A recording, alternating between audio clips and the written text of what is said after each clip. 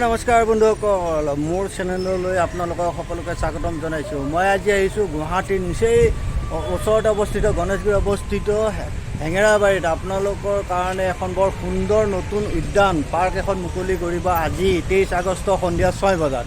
আপোনালোকে আহিব, আজিৰ পৰা আহিব। ইয়াতে সুন্দৰ পৰিৱেশ। মই আপোনালোকক যিমান পাৰোঁ মই ভিতৰ চৰা দেখুৱাবলৈ চেষ্টা কৰি আছোঁ।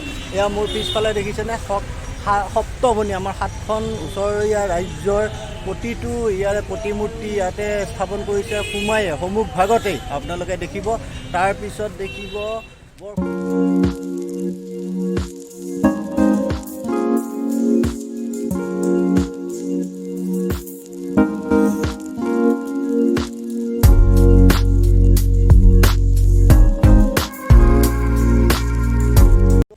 অমৃত উদ্যানৰ আপোনাৰ টিকেট কাউণ্টাৰ। ইয়াতে আপোনালোকে টিকেট ল'ব লাগিব। ইয়াতে আহোঁতে এইটো টিকেট কাউণ্টাৰ, অমৃত উদ্যানৰ টিকেট কাউণ্টাৰ।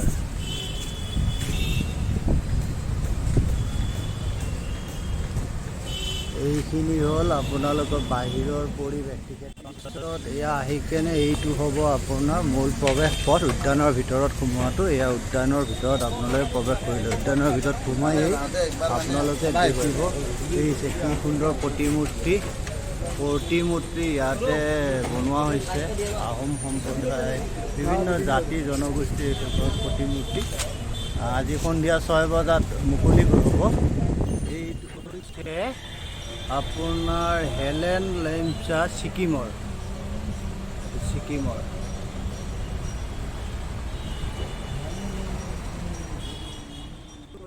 এখেত হৈছে ৰাণী গ্ৰিমলে নাগালেণ্ডৰ।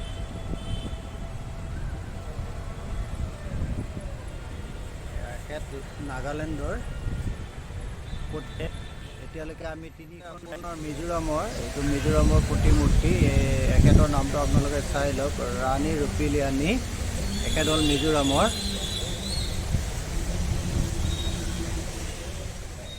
এখেত হৈছে আপোনাৰ মেঘালয়, আমাৰ ওচৰতে, অসমৰ নিচেই ওচৰতে মেঘালয়ৰ ইউটিৰোড সিং ৰিয়াং।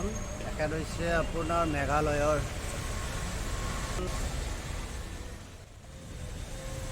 আৰু এখেত হৈছে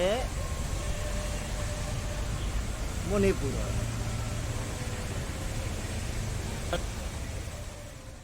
অৰুণাচল প্ৰদেশ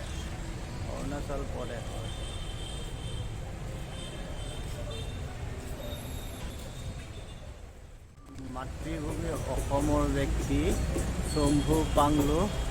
তেখেত হৈছে শম্ভু পাংলো অসমৰ।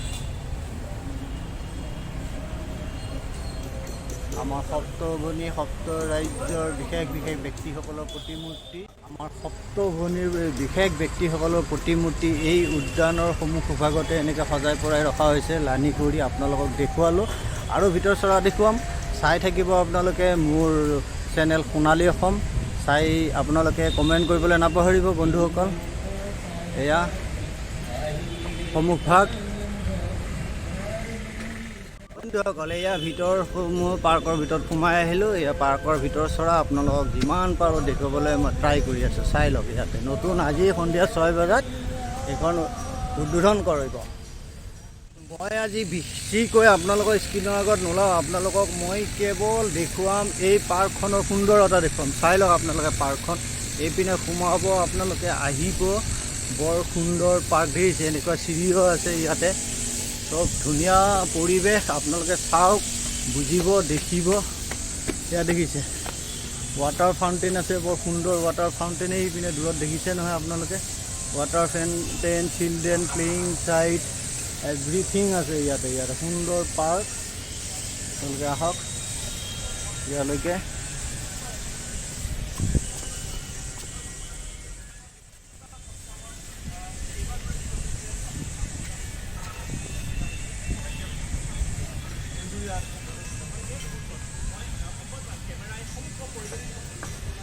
বৰ সুন্দৰ পৰিৱেশ আজি মুকলি কৰা হ'ব এই পাৰ্কখন আমাৰ গুৱাহাটীবাসী, অসমবাসী ৰাইজৰ কাৰণে। আপোনালোকে চাওক, ইয়াতে ভাল পাব আহি। এই মুহূৰ্তত দেখিবলৈ সক্ষম হৈছে যে এক নান্দনিক পৰিৱেশেৰে সজোৱা হৈছে।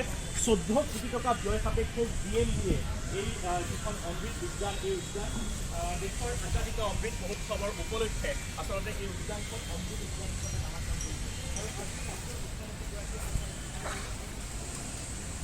এই অমৃত উদ্যানখন 14 কোটি টকা ব্যয় সাপেক্ষে অসমৰ আমাৰ গুৱাহাটী GMDয়ে সাজি উলিয়াইছে। এইখন আজাদী কা মহোৎসৱ উপলক্ষে এই উদ্যানখন সাজি উলিয়াইছে অমৃত উদ্যান। এই উদ্যানৰ ভিতৰ চৰা আপোনালোকক দেখুৱাইছোঁ, চাবলৈ নাপাহৰিব, চাই থাকক। ইয়াত এটা বৰ সুন্দৰ ভিউ পইণ্ট বনাইছে, আপোনালোকক তালৈ লৈ যাম মই।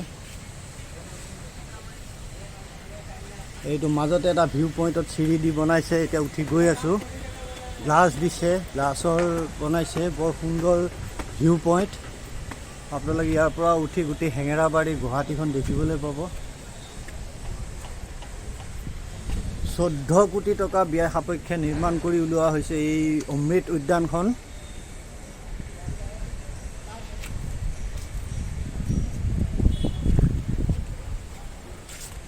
তেখেত মোৰ বন্ধু, প্ৰাগ চেনেলত কাম কৰে তেখেতে। দেখিছে নিশ্চয় মোৰ বন্ধু ৰহমান দা। সোণালী অসম ছাবস্ক্ৰাইব কৰিব নাপাহৰিব বুলি একদম সোণালী অসম ছাবস্ক্ৰাইব কৰিবলৈ নাপাহৰিব। চাব আপোনালোকে, লাইক কমেণ্ট শ্বেয়াৰ কৰিব। মোৰ বন্ধুসকলো আহিছে আজি বিশেষ দিনটোত, তেখেতসকলকো দেখুৱাইছোঁ। ইয়াৰ ওপৰৰ পৰা ভিউ পইণ্ট আপোনালোকক দেখুৱাইছোঁ। এই ভিউ পইণ্টৰ এইটো ফাৰ্ষ্ট ষ্টেপটো, ইয়াৰ ওপৰতো এটা আছে, সেইটোলৈকো যাম। ইয়াৰ পিছত বৰ সুন্দৰ নান্দনিক পৰিৱেশ। আজাদী কা মহোৎসৱ উপলক্ষে এই উদ্যানখন গুৱাহাটী GMDয়ে বনাই উলিয়াইছে। এইটো আজাদী কা মহোৎসৱত আপোনালোকৰ এইখন আমাৰ অমৃত উদ্যানখনত এয়া মই লাষ্ট ষ্টেপত উঠিলোঁ। ইয়াতে উঠি আপোনালোকে গছৰ পাত চুব পাৰিব, বৰ সুন্দৰ পৰিৱেশ। গছৰ তলত জিৰাব পাৰিব। আপোনালোকে আহক ইয়ালৈ, ভাল লাগিব, বৰ সুন্দৰ পৰিৱেশ।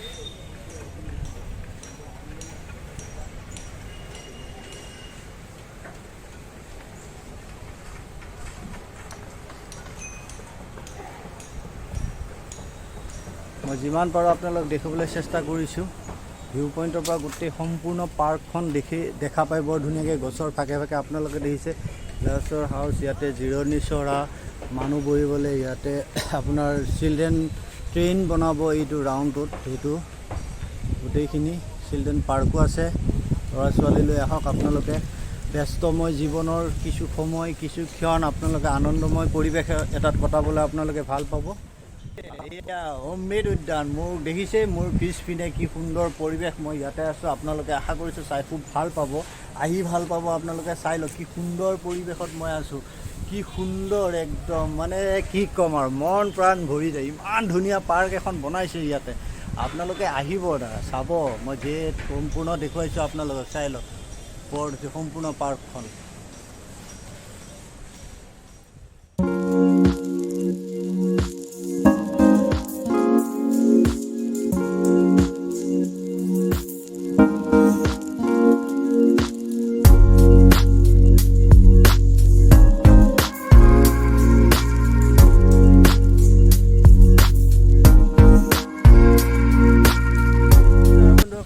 মই আজি আহিছোঁ গুৱাহাটী হেঙাবাৰীত অৱস্থিত এখন নতুন উদ্যান। আমাৰ অসম চৰকাৰৰ মাননীয় মুখ্যমন্ত্ৰী হিমন্ত বিশ্ব শৰ্মাদেৱে উদ্বোধন কৰিব খন্তেক পিছতেই, খন্তেক পিছত সন্ধিয়া 6 বজাত। মই একচুৱেলি অলপ সোনকালে আহি গ'লোঁ আপোনালোকক আগতীয়াকৈ দেখুৱাওঁ বুলি। অমৃত মহোৎসৱৰ উপলক্ষে গুৱাহাটী GMDয়ে তত্বাৱধানত 14 কোটি টকা ব্যয় সাপেক্ষে এই উদ্যানখন নিৰ্মাণ কৰি উলিয়াইছে।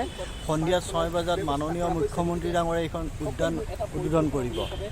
এতিয়া কথাটো হ'ল ইয়াতে কেনেকৈ আহিব আপোনালোকে। গণেশগুৰিত নামি গণেশগুৰিৰ পৰা হেঙেৰাবাৰীৰ ফালে আহিলে অকণমান দূৰ আহিলে আপোনালোকে এই অমৃত উদ্যানখন পাব। এই অমৃত উদ্যানত বন্ধুসকল কেনে লাগিলে মোৰ আজি এই ভিডিঅ'টো চাই?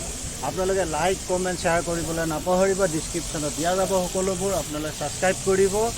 এয়া অমৃত উদ্যান, গুৱাহাটী মহানগৰীৰ হেঙেৰাবাৰীত অৱস্থিত অমৃত উদ্যানৰ ভিতৰ চৰা, বাহিৰৰ চৰা, ক'ত নামি কেনেকৈ আহিব মই সকলোবিলাক আপোনালোকক জনাইছোঁ। এয়া অমৃত উদ্যান। আপোনালোকে